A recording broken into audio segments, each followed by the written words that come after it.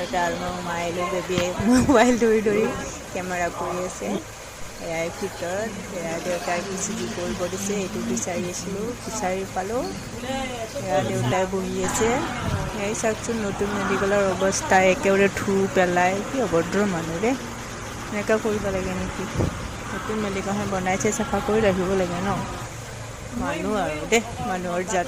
এয়া দেউতাই এণ্ট্ৰি কৰিব গ'ল আৰু আমি বহি বহি ভিডিঅ' বনাই আছোঁ আৰু আপোনালোকক নতুন মেডিকেল দেখাই আছোঁ। আৰু আপোনালোকে ইয়াতে আহি যাব, আমাৰ নতুন মেডিকেল, চব সুবিধা আছে, আহি যাব চবেই।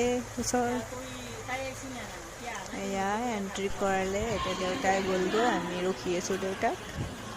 দেউতা আহিব, তাৰপিছত আকৌ বেলেগত যাম দৌৰি দৌৰি।